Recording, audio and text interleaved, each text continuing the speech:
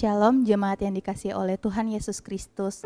Syukur kepada Tuhan hingga saat ini di tengah pandemi kita masih diberi kesempatan untuk datang menikmati kasih setia Tuhan. Begitu besar kasih dan cinta Tuhan pada kita, bagi kita yang senantiasa bersandar kepada Tuhan. Mari kita memulai ibadah kita pada hari ini. Kita mengangkat pujian Kasih Bapa.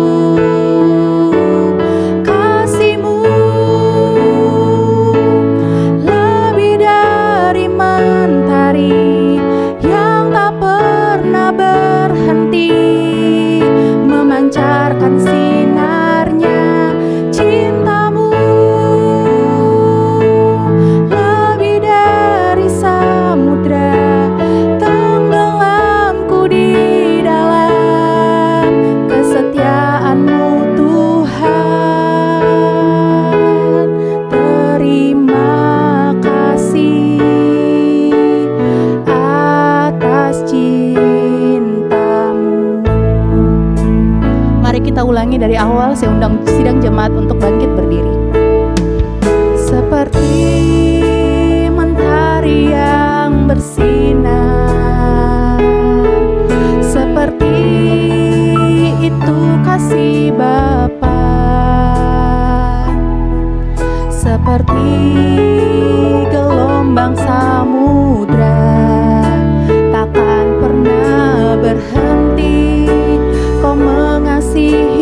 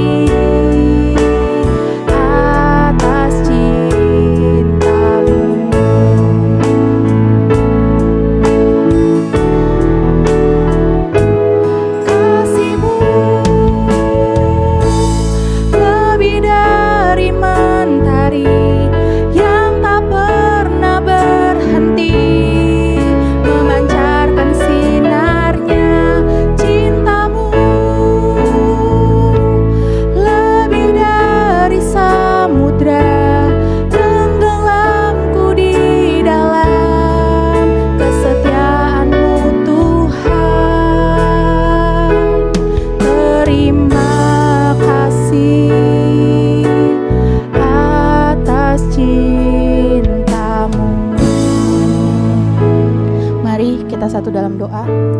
Tuhan, kami bersyukur atas kesempatan yang Kau tak henti-hentinya memberikan kepada kami. Di tengah pandemi ini, Kau masih memberikan kami kesempatan untuk datang, bersekutu, memuji dan memuliakan nama-Mu. Kiranya Engkau memberkati ibadah ini dari awal, pertengahan, hingga akhirnya. Kiranya Engkau menggunakan kami menjadi berkat bagi banyak orang dan memperlebar kerajaan-Mu Tuhan. Tuhan, inilah doa dan permohonan kami yang kami naikkan hanya di dalam nama Tuhan dan Juru Selamat yang hidup. Haleluya, amin. Jemaat dipersilakan duduk kembali. Setiap hari-hari yang kita lewati, kita selalu menantikan Tuhan untuk memberikan kekuatan yang baru.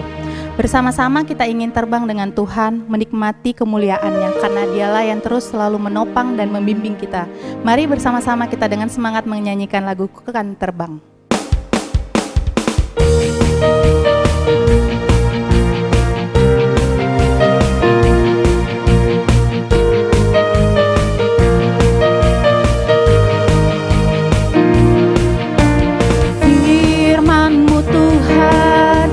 Bagi kakiku,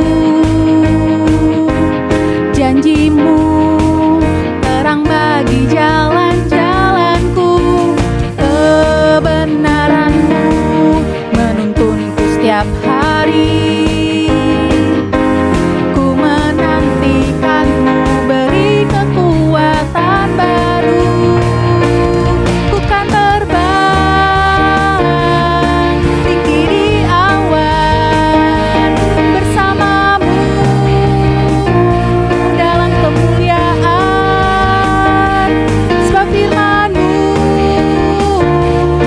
teguh menopang. Ku kan aman dalam-Mu Tuhan.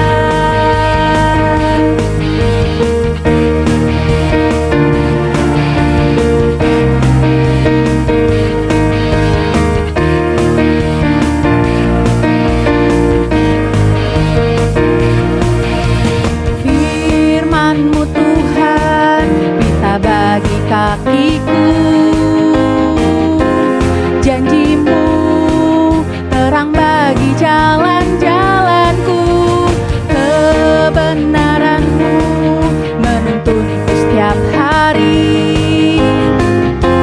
Ku menantikan-Mu beri kekuatan baru.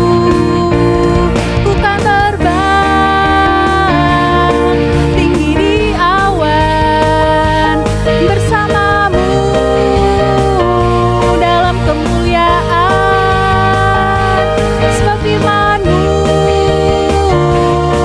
teguh menopang. Ku kan aman dalam-Mu Tuhan. Ku kan terbang tinggi di awan bersama-Mu dalam kemuliaan, sebab firman-Mu teguh menopang. Ku kan aman dalam-Mu Tuhan.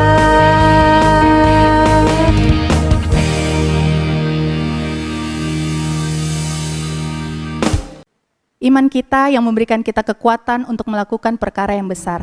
Mari dengan semangat kita bangkit berdiri, kita mengangkat pujian Tinggi Nama-Mu Dipuji.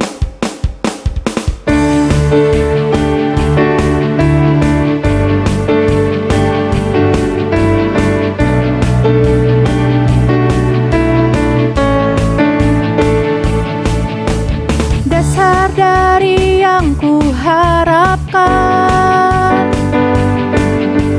bukti dari segala yang tak kulihat. Iman berikan ku kekuatan untuk melakukan perkara yang hebat. Bersama Roh-Mu ku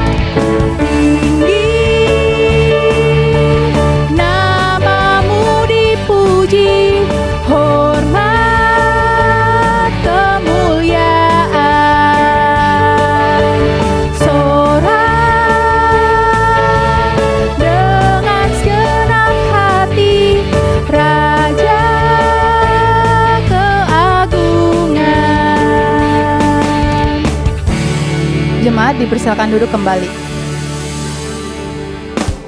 Tiba saatnya kita akan diisi oleh kebenaran firman Tuhan yang akan dibawakan oleh hamba-Nya. Mari kita mempersiapkan hati kita, pikiran kita untuk mendengarkan firman Tuhan. Mari bersama-sama kita mengangkat pujian dengan sayap-Mu.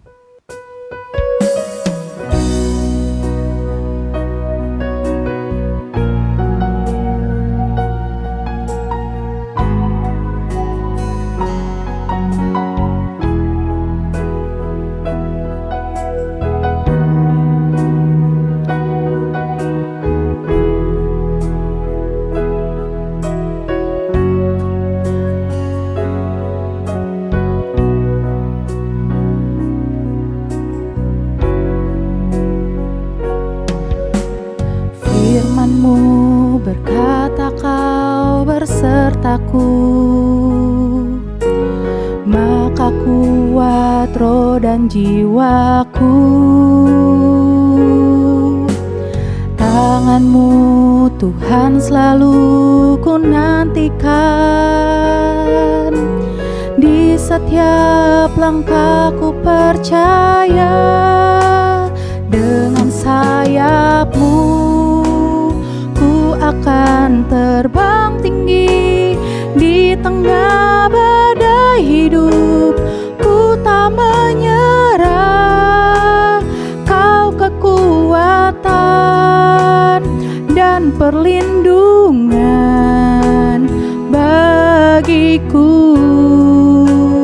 Pertolongan-Mu di tempat maha tinggi, ku mengangkat tanganku, aku berserah.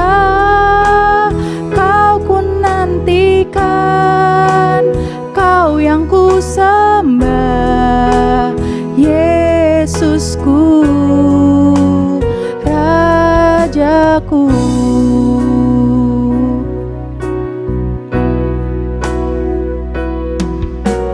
Firman-Mu berkata Kau bersertaku, maka kuat roh dan jiwaku. Tangan-Mu Tuhan selalu ku nantikan, di setiap langkahku percaya. Dengan sayap-Mu ku akan terbang tinggi di tengah badai hidup. Ku tak menyerah, Kau kekuatan dan perlindungan bagiku. Pertolongan-Mu di tempat maha tinggi, ku mengangkat tanganku, aku berserah. Kau ku nantikan, Kau yang ku sembah, Yesusku, Rajaku.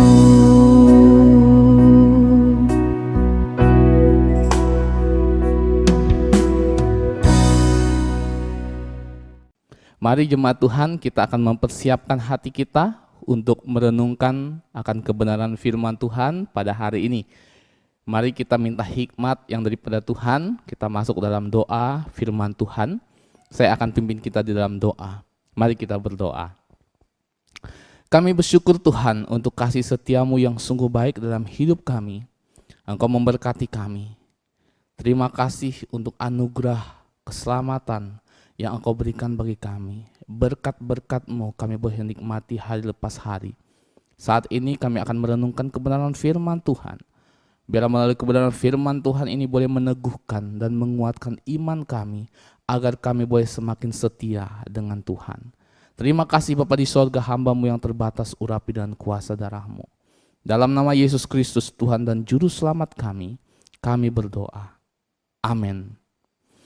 Shalom jemaat Tuhan yang dikasihi oleh Tuhan Yesus Kristus. Kiranya berkat Tuhan, kasih setia Tuhan senantiasa kita boleh rasakan dan nikmati dalam hidup kita hari lepas hari. Jemaat Tuhan, pada hari ini kita akan belajar bersama-sama akan kebenaran firman Tuhan. Kita bersyukur 1 minggu penyertaan Tuhan boleh kita rasakan. Kita rindu dikuatkan dan diteguhkan kembali akan kebenaran firman Tuhan agar kita semakin setia dan iman kita semakin bertumbuh di dalam Tuhan. Pada hari ini kita mau belajar firman Tuhan bersama-sama di dalam Injil Matius pasal yang ke-14 ayat yang ke-13 sampai dengan ayat yang ke-21. Injil Matius pasal yang ke-14 ayat yang ke-13 sampai dengan ayat yang ke-21. Saya akan membacakannya bagi kita semua. Demikian bunyi firman Tuhan. Setelah Yesus mendengar berita itu, menyingkirlah ia dari situ dan hendak mengasingkan diri dengan perahu ke tempat yang sunyi. Tetapi orang banyak mendengarnya dan mengikuti dia dengan mengambil jalan darat dari kota-kota mereka. Ketika Yesus mendarat, ia melihat orang banyak yang besar jumlahnya, maka tergeraklah hatinya oleh belas kasihan kepada mereka, dan ia menyembuhkan mereka yang sakit. Menjelang malam, murid-muridnya datang kepadanya dan berkata, "Tempat ini sunyi dan hari sudah mulai malam. Suruhlah orang banyak itu pergi supaya mereka dapat membeli makanan di desa-desa." Tetapi Yesus berkata kepada mereka, "Tidak perlu mereka pergi, kamu harus memberi mereka makan." Jawab mereka, "Yang ada pada kami di sini hanya 5 roti dan 2 ikan." Yesus berkata, "Bawalah kemari kepadaku." Lalu disuruhnya orang banyak itu duduk di rumput, dan setelah diambilnya 5 roti dan 2 ikan itu, Yesus mengadahkan ke langit dan mengucap berkat, lalu memecah-mecahkan roti itu dan memberikannya kepada murid-muridnya. Lalu murid-muridnya membagi-bagikannya kepada orang banyak. Dan mereka semuanya makan sampai kenyang. Kemudian orang mengumpulkan potongan-potongan roti yang sisa, 12 bakul penuh. Yang ikut makan kira-kira 5.000 laki-laki, tidak termasuk perempuan dan anak-anak. Diberkatilah kita dan bersukacitalah kita yang membaca, merenungkan, dan melakukan akan kebenaran firman Tuhan ini dalam kehidupan kita hari lepas hari. Jemaat Tuhan yang terkasih dalam Tuhan Yesus Kristus, hari ini kita akan belajar firman Tuhan bersama-sama tentang sebuah kisah yang sangat terkenal di dalam Alkitab, yaitu kisah Tuhan membuat mujizat dari 5 roti dan 2 ikan untuk memberi makan 5.000 orang. Jika kita merenungkan tentang kisah 5 roti dan 2 ikan ini, maka yang terlintas di benak kita adalah sebuah mujizat yang spektakuler yang Tuhan lakukan di dalam dunia ini. Sehingga ada banyak orang yang melihat mujizat itu, ada banyak orang yang menikmati mujizat itu. Akan tetapi saudara, terlepas dari itu semua, ada hal yang lebih penting untuk kita dapat pelajari bersama-sama pada hari ini. Sehingga pelajaran itu, pesan firman Tuhan itu dapat menjadi dasar dalam hidup kita agar iman kita terus bertumbuh dalam Tuhan. Oleh karena itu pada hari ini kita mau belajar mencari bersama pesan apa yang Tuhan ingin sampaikan melalui kisah 5 roti dan 2 ikan untuk 5.000 orang ini. Jadi ternyata jemaat Tuhan bukan hanya berbicara tentang mujizat yang spektakuler, tetapi ada pesan firman Tuhan yang Tuhan ingin sampaikan kepada saya dan saudara agar iman kita boleh bertumbuh dalam Tuhan. Dimulai dari ayat yang ke-13. Di dalam ayat yang ke-13 dikatakan demikian. Setelah Yesus mendengar berita itu, menyingkirlah ia dari situ dan hendak mengasingkan diri dengan perahu ke tempat yang sunyi. Tetapi orang banyak mendengarnya dan mengikuti dia dengan mengambil jalan darat dan kota-kota mereka. Kisah ini dimulai dari ayat yang ke-13, dikatakan setelah Yesus mendengar berita itu, menyingkirlah ia dari situ. Jemaat Tuhan, berita apakah yang didengar oleh Yesus ya sehingga membuat dia menyingkir dari tempat itu? Jika kita membaca perikop sebelumnya ya, pasal 14 ayat pertama sampai dengan ayat yang ke-12 Saudara, ya, itu menceritakan tentang kematian Yohanes yang dibunuh oleh Herodes. Begitu ya. Akan tetapi Saudara, yang mendorong Yesus untuk meninggalkan atau menyingkir dari tempat itu bukanlah berita tentang kematian Yohanes. Tetapi ya, melalui kematian Yohanes ini timbul pikiran Herodes bahwa Yesus itu adalah Yohanes yang bangkit dari antara orang mati. Sehingga oleh karena pemikiran itulah membuat Herodes sangat membenci Yesus dan Herodes mengejar Yesus untuk membunuh Yesus. Dan pada waktu itulah apa yang dilakukan oleh Yesus. Apakah Yesus takut terhadap Herodes? Jawabannya adalah Yesus tidak takut. Ya kan? Yesus tidak takut kepada Herodes. Yesus bisa melakukan segala sesuatu dengan otoritas kuasanya, otoritas keilahiannya, kuasa keilahiannya. Dia tidak takut. Tetapi mengapa Yesus menghindar dari situasi itu? Karena Yesus tahu bahwa jika ia ditangkap, Saudara, dan akhirnya ia dibunuh, maka rencananya itu akan gagal. Rencananya apa? Rencana di mana Yesus diutus menjadi manusia dan mati di atas kayu salib untuk menebus dosa manusia. Kan itu rencana Tuhan, ya kan? Itu rencana Tuhan yang utama bagi manusia.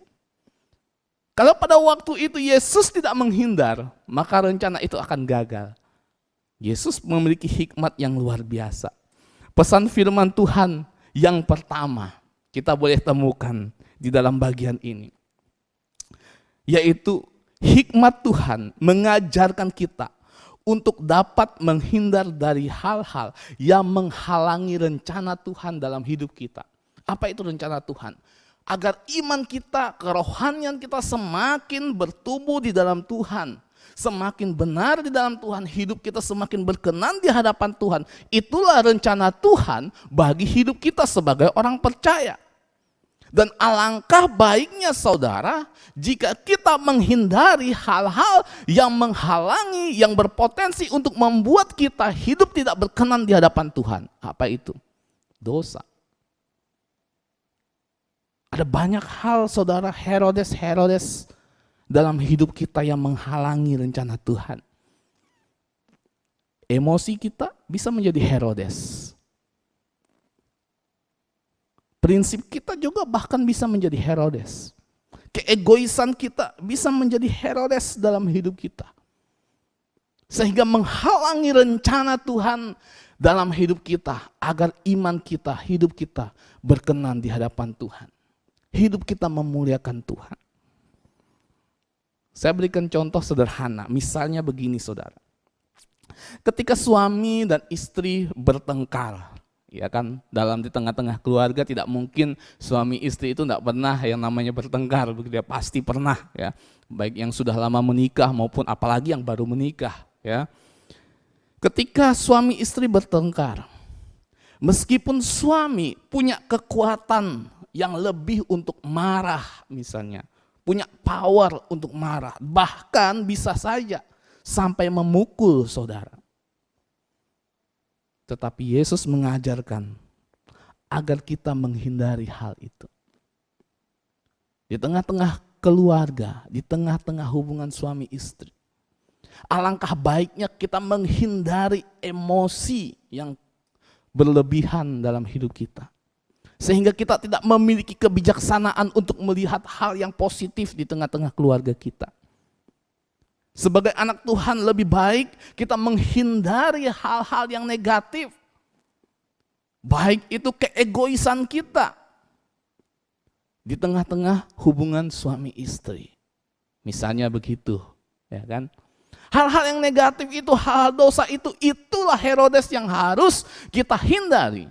bukan istri kita yang kita hindari. Istri kita itu bukan Herodes, saudara. Tetapi hal-hal negatif itulah emosi yang berlebihan, apalagi sampai memukul, apalagi sampai rasa dendam, sakit hati sehingga menghilangkan rasa cinta dalam hati. Itulah yang harus kita hindari. Itulah hikmat Tuhan. Itulah yang Yesus ajarkan. Kenapa? Karena hal-hal negatif itu yang bersifat dosa itu menghalangi rencana Tuhan di tengah-tengah keluarga kita. Menghalangi rencana Tuhan dalam kehidupan kita. Justru kita jauh meninggalkan Tuhan. Setelah itu saudara, Yesus menghindar dari orang banyak. Tapi ternyata orang banyak mengikutinya. Sehingga di dalam ayat yang ke-14 dicatat demikian. Ketika Yesus mendarat, ia melihat orang banyak yang besar jumlahnya. Maka tergeraklah hatinya oleh belas kasihan kepada mereka. Dan ia menyembuhkan mereka yang sakit. Apakah yang membuat Yesus tergerak hatinya oleh belas kasihan? Kalau kita melihat di dalam ayat yang ke-14 ini, setidaknya ada dua hal saudara yang saya temukan. Di mana Yesus tergerak oleh belas kasihan itu karena Yesus melihat ada orang banyak datang untuk mengikut Yesus. Apa artinya mengikut Yesus? Dalam konteks ini, kalimat ini, dari kata ini, mengikuti itu artinya mereka membuka hati mereka, memberikan hati hidup mereka untuk bergabung menjadi murid Yesus. Kalau bahasa hari-harinya sekarang itu menjadi followersnya Yesus, begitu. Dia mau mengikuti, mau bergabung dengan Yesus. Dimanapun Yesus berada, dia mau untuk menyerahkan hidupnya dipimpin oleh Yesus. Itulah ketika di dalam ayat firman Tuhan ini ya, ada banyak orang yang mendengar Yesus dan mereka mengikuti Yesus kemanapun mereka pergi. Artinya mereka mau bergabung untuk menjadi murid Yesus. Itulah yang membuat hati Yesus tergerak oleh belas kasihan, saudara. Makanya kalau kita ingin supaya Tuhan itu memiliki belas kasihan dalam hidup kita, jadilah murid Yesus. Berikanlah hidup kita untuk dipimpin oleh Tuhan. Maka dia akan melihat kita, akan mengasihi kita. Dia akan memimpin hidup kita, dia akan memiliki belas kasihan kepada kita. Karena kita mau untuk dipimpin oleh Tuhan. Hanya kan sekarang susah, ada banyak orang yang tidak mau dipimpin oleh Tuhan. Ada banyak sekarang orang hanya mau jadi orang Kristen, tapi tidak mau menjadi hamba di hadapan Tuhan. Ada banyak orang hanya mau menjadi orang Kristen, tidak mau menjadi seorang yang mau diubahkan oleh Tuhan. Itulah murid Kristus. Murid Kristus yang setia. Mau dipimpin oleh Tuhan. Yang kedua saudara, apa yang membuat Yesus tergerak hatinya oleh belas kasihan? Karena orang banyak itu datang dengan segala penyakit yang mereka alami, saudara. Bayangkan, segala penyakit yang mereka alami itu membuat Yesus memiliki belas kasihan. Penyakit di sini bukan hanya berbicara tentang penyakit fisik, saudara, atau penyakit jasmani, tetapi ini juga berbicara tentang penyakit rohani, penyakit mental, penyakit kekhawatiranmu, penyakit pergumulanmu, penyakit segala penyakit yang menghalangi hidup kita untuk bertumbuh dalam Tuhan. Itulah penyakit-penyakit yang membuat kita jauh daripada Tuhan. Kita datang kepada Tuhan sehingga membuat Yesus memiliki belas kasihan untuk melayani dan menyembuhkan kita. Jemaat Tuhan yang terkasih dalam Tuhan Yesus Kristus, saya percaya kita semua pasti punya penyakit masing-masing. Dan saya tidak tahu penyakit apa. Bukan hanya penyakit secara jasmani atau fisik kita yang sakit, gitu ya. Mungkin saat ini ekonomi kita sedang sakit. Mungkin saat ini kerohanian kita yang sedang sakit. Mungkin saat ini semangat kita yang sedang sakit, saudara. Karena sudah lama kita tidak bersama-sama ibadah, ya, bertemu dengan jemaat satu dengan yang lainnya. Mungkin semangat kita sedang sakit saat ini, membutuhkan pemulihan. Ada banyak hal, penyakit yang kita alami, saya tidak tahu, tapi hanya kita yang tahu. Datanglah pada Tuhan. Kita sudah menjadi murid Yesus, tidak cukup hanya menjadi murid Yesus, tetapi kita datang kepada Tuhan. Minta Tuhan pulihkan kita. Minta Tuhan sembuhkan kita. Setelah Yesus melayani dan menyembuhkan banyak orang, saudara, kalau kita memperhatikan, dalam ayat yang ke-15, ya, dalam ayat yang ke-15 demikian firman Tuhan, menjelang malam, murid-muridnya datang kepadanya dan berkata, tempat ini sunyi dan hari sudah mulai malam. Suruhlah orang-orang banyak itu pergi supaya mereka dapat membeli makanan di desa-desa. Jemaat Tuhan yang terkasih dalam Tuhan Yesus Kristus, dalam ayat yang ke-15 ini, para murid datang kepadanya untuk menyampaikan bahwa hari sudah menjelang malam. Ya, orang banyak ini butuh makan.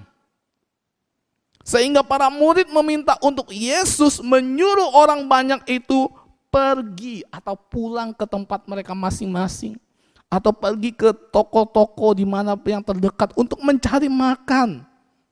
Saudara yang terkasih dalam Tuhan Yesus Kristus, apa yang dipikirkan oleh para murid ini sangat masuk akal, saudara. Sangat masuk akal, sangat logis.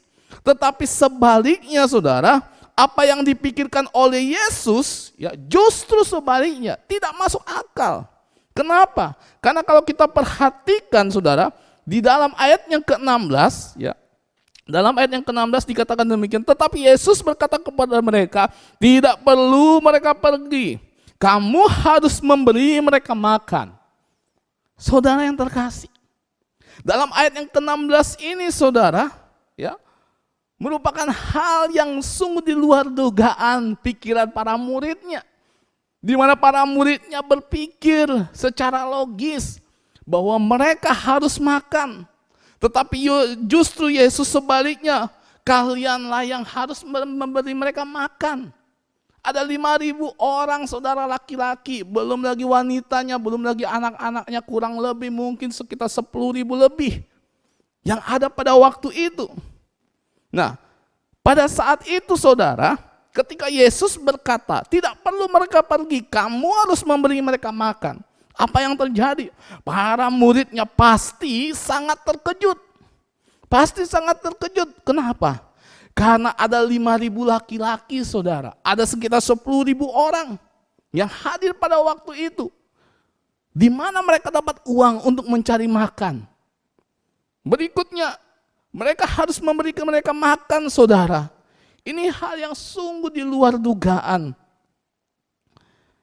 Inilah cara berpikir Tuhan Yesus.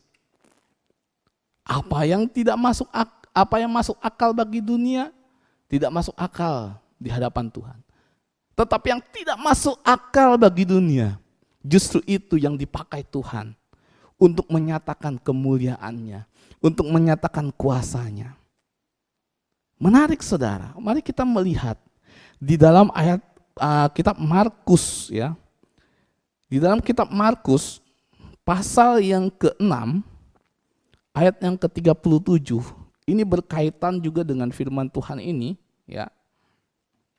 Dikatakan demikian, ayat yang ke-37, di sini lebih detail Yesus berkata, tetapi jawabnya, kamu harus memberi mereka makan. Terus apa jawab para murid? Kata mereka kepadanya, jadi haruskah kami membeli roti seharga 200 dinar untuk mereka makan? Wah, jemaat Tuhan yang terkasih. Ini kalau kita perhatikan, di dalam firman Tuhan ini begitu masuk akalnya para muridnya. Mereka begitu memperhitungkan, ya, memperhitungkan butuh uang 200 dinar untuk memberi mereka makan. Kalau kita hitung-hitung, 1 dinar itu sama dengan 1 hari upah kerja pada saat itu, begitu ya. Hitunglah mungkin saat ini, begitu ya, satu hari ya, saya bulatkanlah 100.000 lah, mungkin itu terlalu kecil ya. 100.000 lah kita bulatkan. 200 dinar berarti 100.000 dikali 200.000, itu ada 20 juta saudara. Dibutuhkan uang 20 juta ya. Hitung-hitungannya untuk memberi makan 5.000 orang laki-laki, belum wanitanya. Sehingga kita boleh mendapatkan pesan firman Tuhan di dalam bagian ini. Pesan firman Tuhan yang kedua adalah jangan perhitungan dengan Tuhan. Jangan hitung-hitungan dengan Tuhan. Kalau kita menjadi orang Kristen, jangan seperti murid Yesus ini. Hitung-hitungan dengan Tuhan. Mungkin logis saudara, mungkin masuk akal. Kita memperhitungkan semuanya dengan baik, mungkin masuk akal. Kalau itu di tengah pekerjaan kita, tapi kalau itu untuk pelayanan, itu untuk pekerjaan Tuhan, jangan pernah hitung-hitungan dengan Tuhan. Saudara yang terkasih dalam Tuhan Yesus Kristus, apa yang masuk akal bagi manusia, tidak masuk akal di hadapan Tuhan. Jadi jemaat Tuhan, coba kita perhatikan. Para murid, mereka hitung-hitungan. Tetapi kalau kita perhatikan, ada banyak orang Kristen bukan, yang hitung-hitungan ketika mengerjakan pekerjaan Tuhan. Baik itu dalam hal waktu. Kita berkata, Tuhan, saya mau Tuhan untuk melayani Tuhan. Saya mau untuk mengerjakan tanggung jawab dalam pekerjaan Tuhan. Tapi Tuhan, saya ini kan sibuk Tuhan. Engkau tahu Tuhan, pekerjaan saya ini banyak sekali. Saya harus urus toko lah, saya harus urus usaha inilah, saya harus urus pekerjaan inilah. Belum lagi saya harus urus anak-anak saya yang sekolah. Belum lagi saya harus urus ini itu. Tuhan, saya terlalu sibuk Tuhan, saya sibuk. Jadi Tuhan, harap maklumlah Tuhan, kalau saya tidak sempat untuk melayani. Saya tidak punya waktu untuk melayani.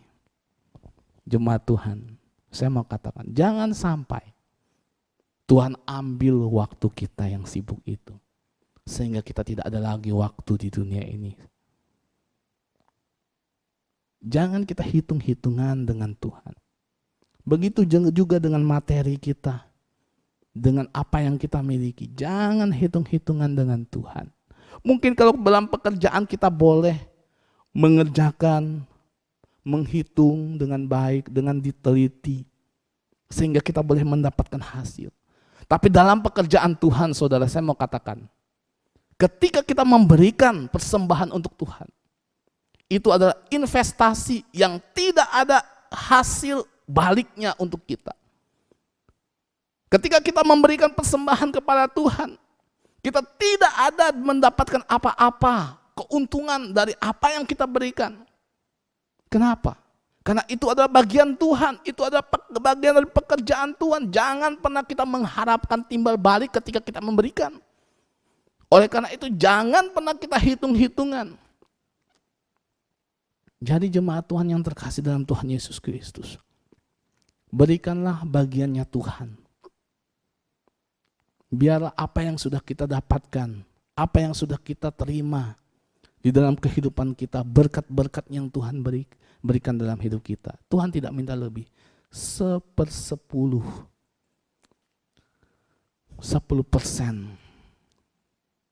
dikembalikan kepada Tuhan.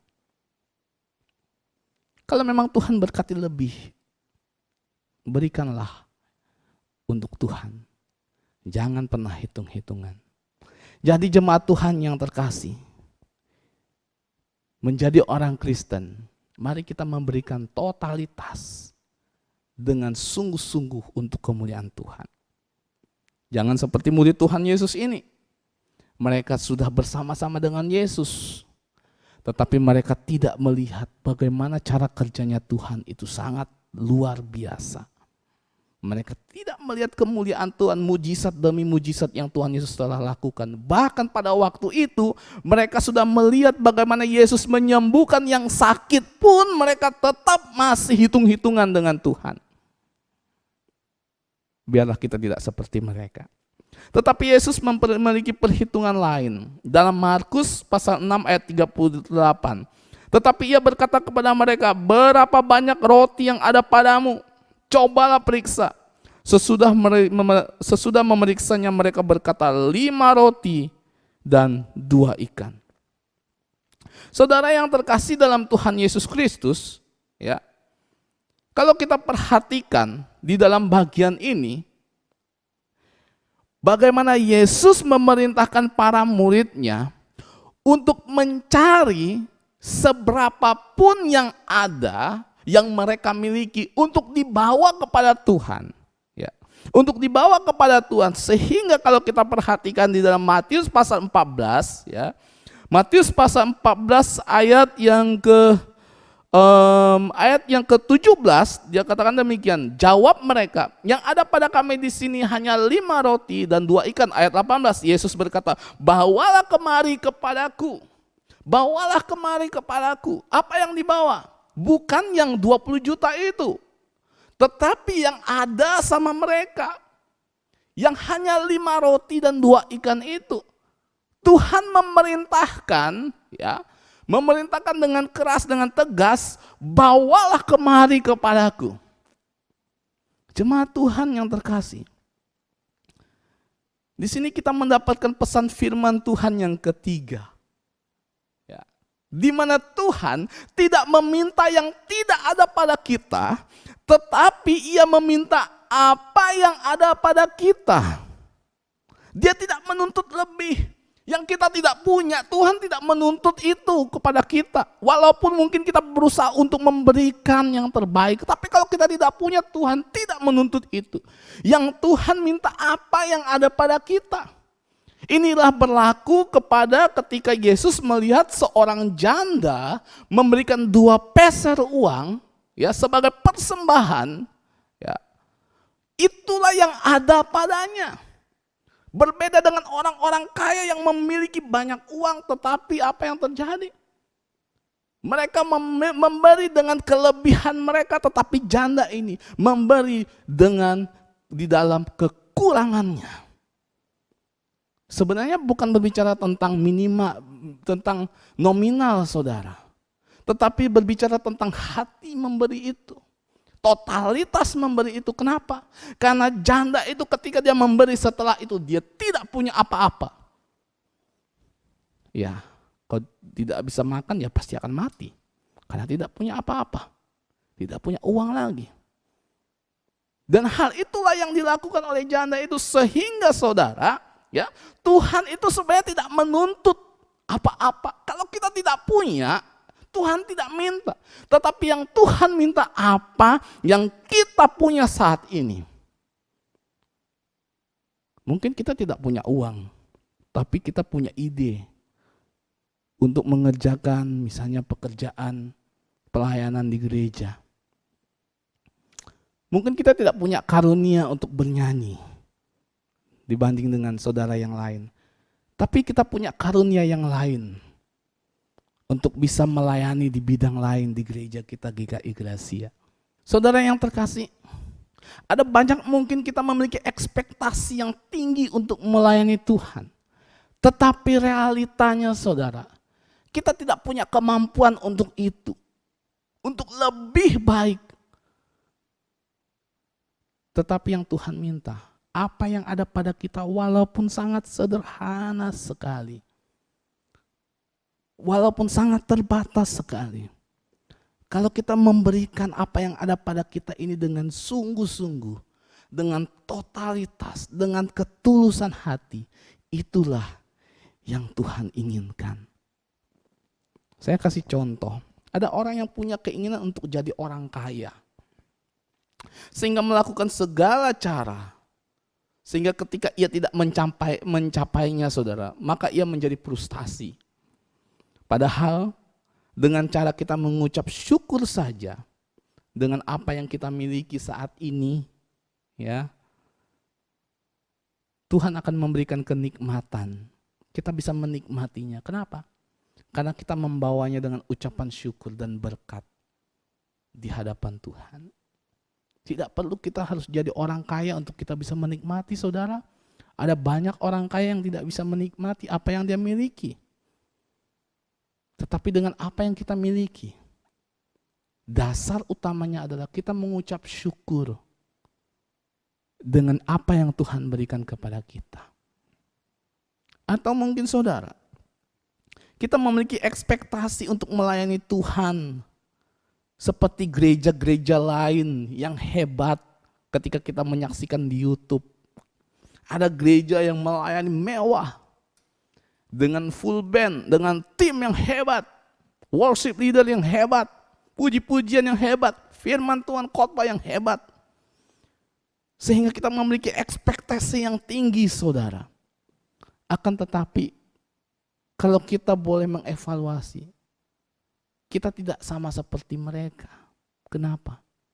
Karena kita tidak punya sumber daya manusia yang mumpuni. Kita memiliki keterbatasan. Kita memiliki keterbatasan tempat, alat-alat, dan lain sebagainya.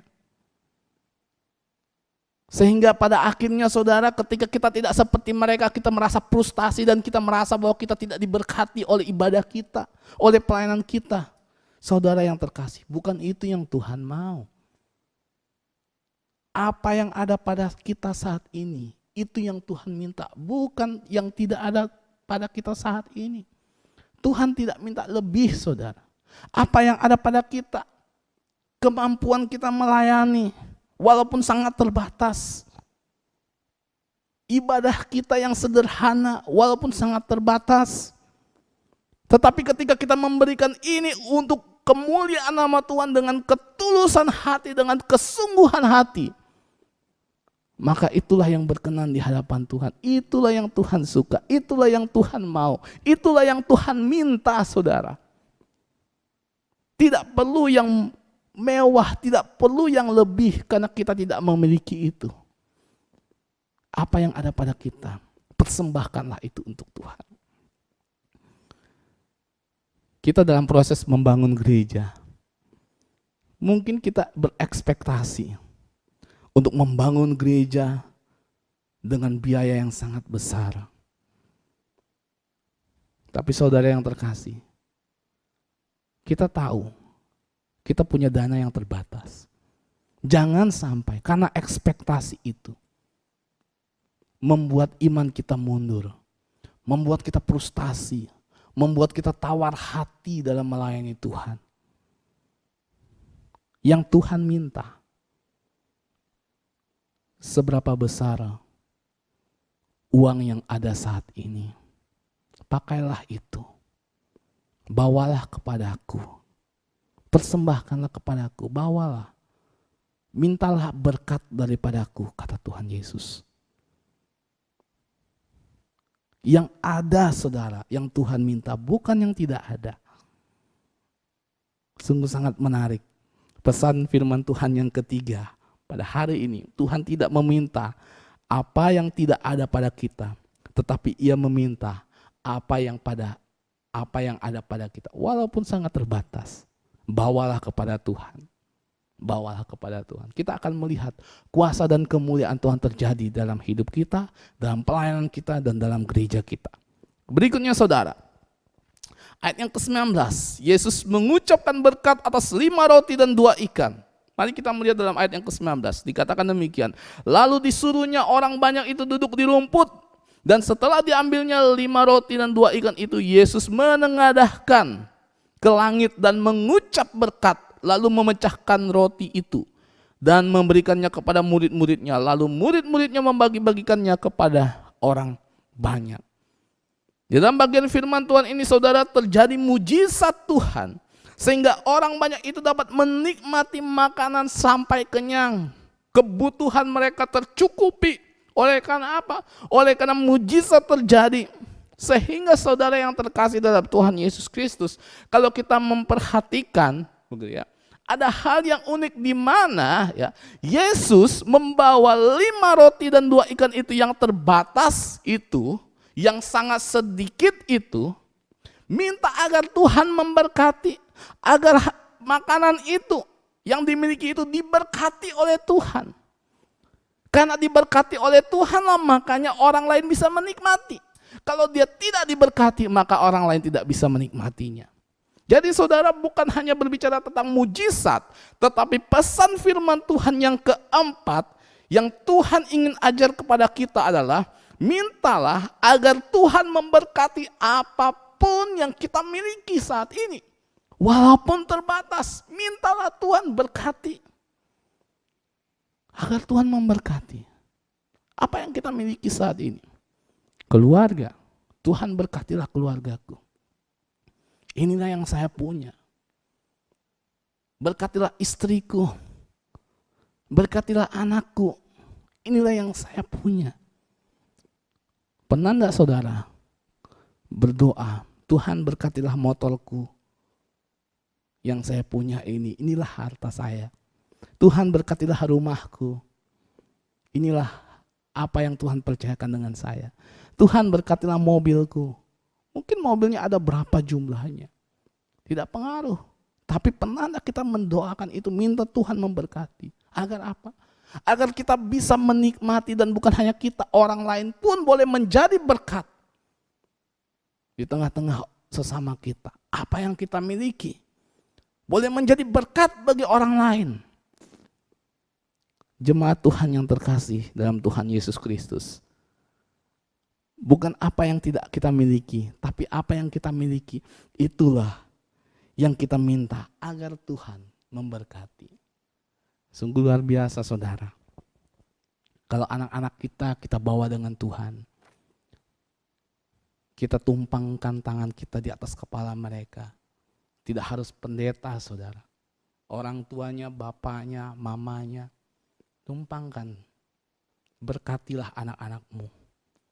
Suami, berkatilah istrimu. Istri-istri, doakanlah, berkatilah suamimu. Yang punya usaha, doakanlah usahamu supaya Tuhan memberkati. Ini bukan berbicara tentang yang belum ada. Artinya begini saudara.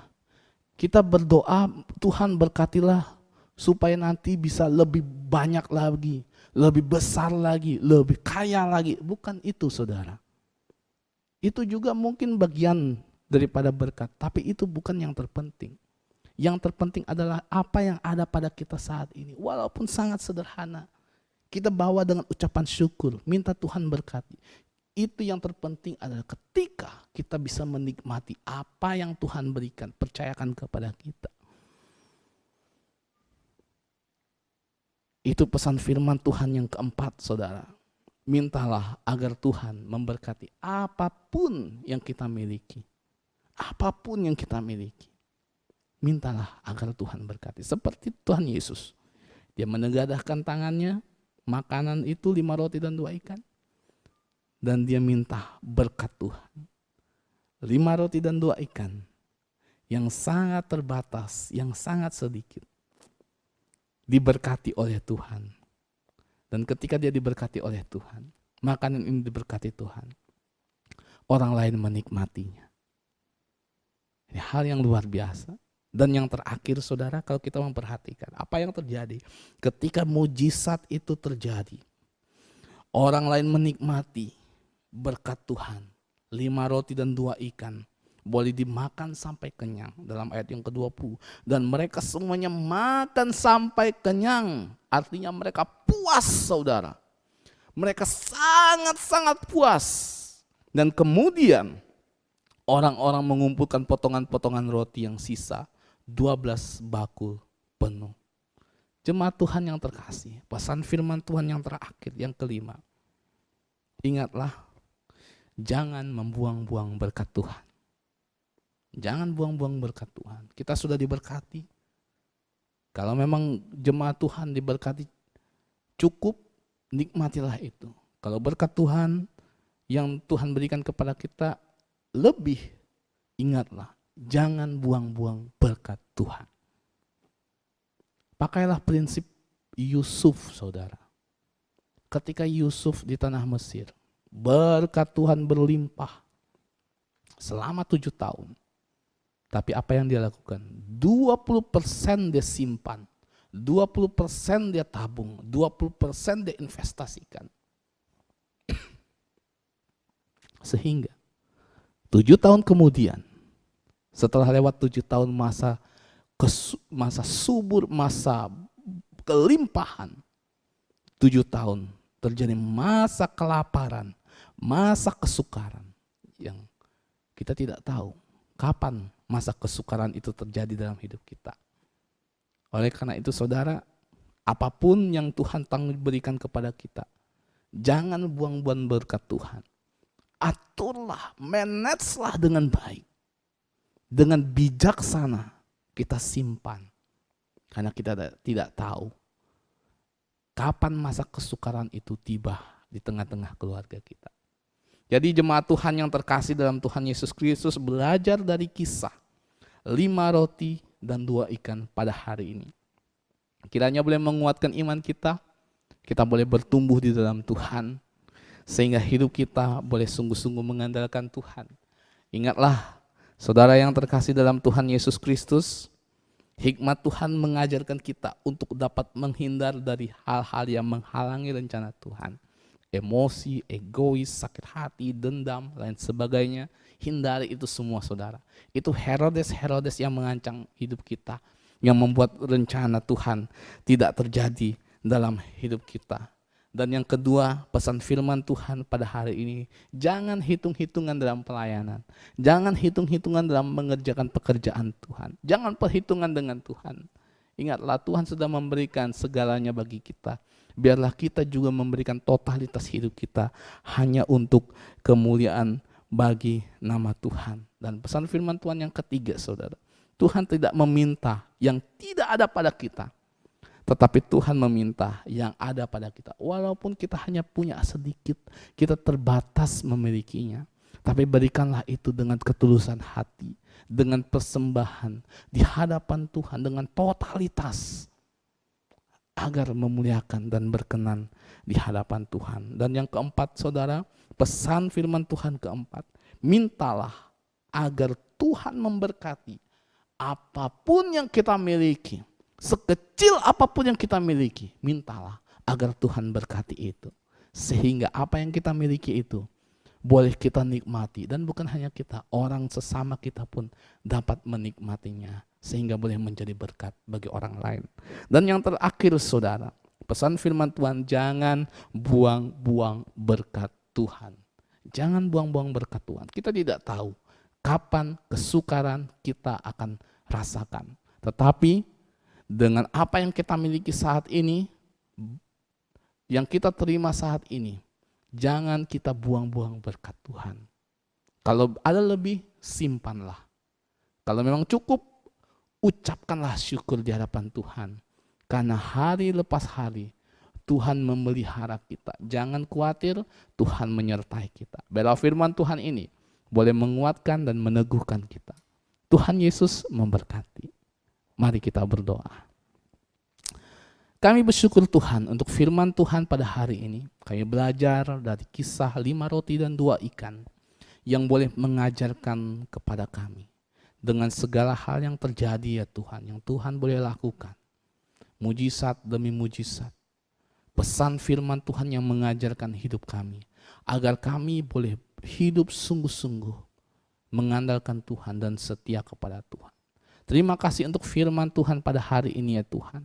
Kami bersyukur di dalam nama Yesus Kristus Tuhan dan Juru Selamat kami. Kami berdoa. Haleluya. Amin. Bersama gereja di segala abad dan tempat, mari bersama-sama kita mengikrarkan pengakuan iman rasuli. Jemaat, saya persilakan berdiri. Pengakuan iman rasuli. Aku percaya kepada Allah, Bapa yang Maha Kuasa, Khalik langit dan bumi, dan kepada Yesus Kristus, anaknya yang tunggal Tuhan kita, yang dikandung dari Roh Kudus, lahir dari anak darah Maria, yang menderita sengsara di bawah pemerintahan Pontius Pilatus, disalibkan, mati dan dikuburkan, turun ke dalam kerajaan maut, pada hari yang ketiga bangkit pula dari antara orang mati, naik ke sorga, duduk di sebelah kanan Allah, Bapa yang Maha Kuasa, dan dari sana ia akan datang untuk menghakimi orang yang hidup dan yang mati. Aku percaya kepada Roh Kudus, gereja yang kudus dan am, persekutuan orang kudus, pengampunan dosa, kebangkitan tubuh, dan hidup yang kekal. Amin. Jemaat dipersilakan duduk kembali. Jemaat Tuhan yang terkasih dalam Tuhan Yesus Kristus, tiba saatnya kita akan masuk di dalam doa syafaat. Saya akan memimpin kita di dalam doa. Mari kita menyatukan hati kita mengangkat doa kita di hadapan Tuhan. Mari kita berdoa.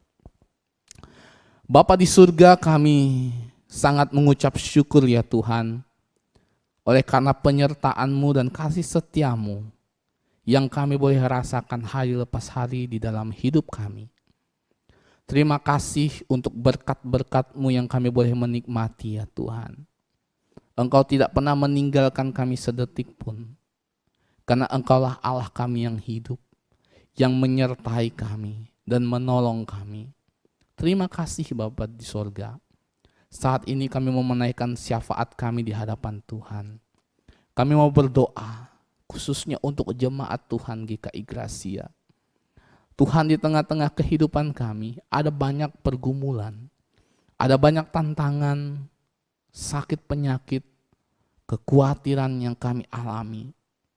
Tapi kami percaya Tuhan, di atas semua itu ada rencana Tuhan dan otoritas kuasa Tuhan yang mengizinkan kami boleh mengalami hal itu dalam hidup kami Tuhan. Dan kami percaya dengan iman, Engkau tidak meninggalkan kami. Engkau akan menyatakan mujizat-Mu. Engkau akan menyatakan kuasa-Mu ya Tuhan. Engkau akan memberkati kami, melepaskan kami dari setiap pergumulan dan kekhawatiran dalam hidup kami ya Tuhan.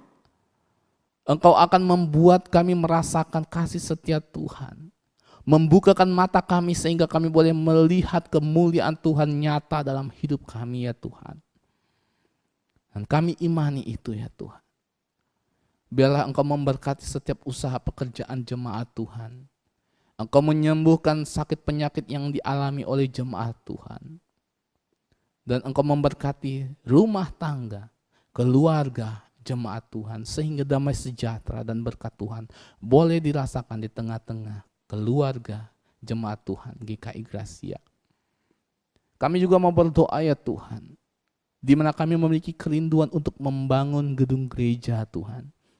Kami bersyukur Engkau menyatakan mujizat-Mu sehingga kami boleh memiliki izin untuk membangun. Dan saat ini ya Tuhan, kami menggumuli hal itu untuk proses pembangunan ya Tuhan. Kami membutuhkan dana yang sangat besar Tuhan. Kiranya Engkau menyatakan kuasa dan mujizat Tuhan. Engkau memberkati kami ya Tuhan. Biarlah ya Tuhan kami dapat membangun gedung gereja GKI Gracia ini. Sehingga kami sama dengan jemaat Tuhan boleh berkumpul bersama dalam persekutuan jemaat GKI Gracia. Kami boleh beribadah bersama-sama di dalam gedung gereja Tuhan. Sehingga Tuhan Yesus dimuliakan. Engkau memberkati dalam proses di mana saat ini sedang dalam penggambarannya Tuhan. Tuhan Engkau memberkati. Engkau memberkati Pak Hari ya Tuhan, yang menggambar, berikan hikmat kebijaksanaan yang daripada Tuhan. Engkau berkati majelis hamba Tuhan dan jemaat yang ikut bagian dalam mengerjakan tugas dan tanggung jawab pekerjaan Tuhan ini ya Tuhan. Berikan kami hikmat dan kuasa yang daripada Tuhan. Terima kasih Bapa di sorga. Engkau memberkati senantiasa. Inilah doa kami di hadapan Tuhan. Kiranya Engkau menjawabnya tepat pada waktunya. Jemaat Tuhan, saya undang untuk bangkit berdiri. Marilah kita mengucapkan doa Bapa kami, seperti yang Tuhan Yesus ajarkan kepada para murid-Nya.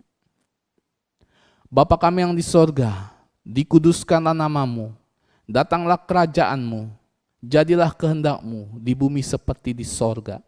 Berikanlah kami pada hari ini makanan kami yang secukupnya, dan ampunilah kami akan kesalahan kami, seperti kami juga mengampuni orang yang bersalah kepada kami. Dan janganlah membawa kami ke dalam pencobaan, tetapi lepaskanlah kami daripada yang jahat. Karena Engkaulah yang punya kerajaan dan kuasa dan kemuliaan sampai selama-lamanya. Amin.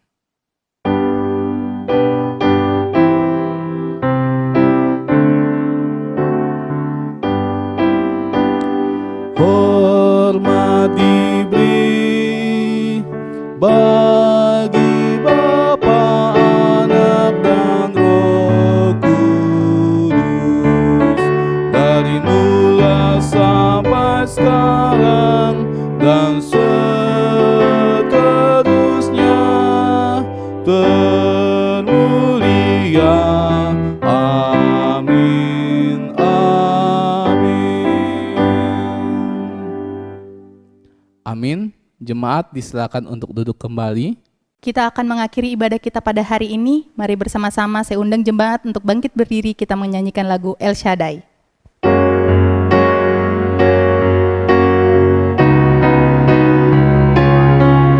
El Shaddai, El Shaddai, Allah Maha Kuasa. Dia besar, Dia besar. El Shaddai mulia. El Shaddai, El Shaddai, Allah Maha Kuasa. Berkat-Nya melimpah. El Shaddai.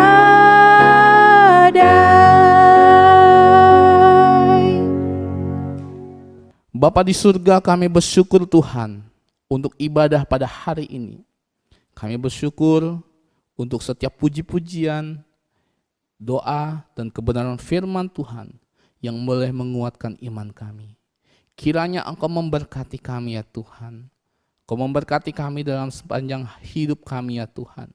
Biarlah hidup kami senantiasa berkenan di hadapan Tuhan. Jemaat Tuhan, terimalah berkat Tuhan. Tuhan memberkati engkau dan melindungi engkau. Tuhan menyinari engkau dengan wajah-Nya dan memberi engkau kasih karunia.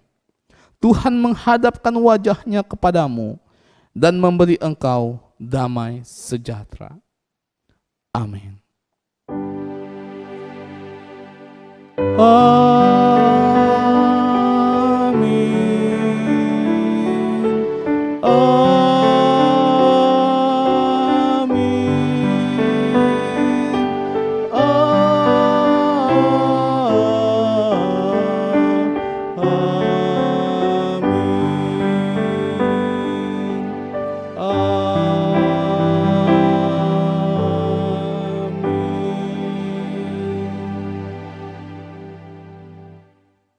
Amin. Ibadah kita hari ini sudah selesai. Silahkan untuk ambil saat teduh. Tuhan Yesus memberkati kita.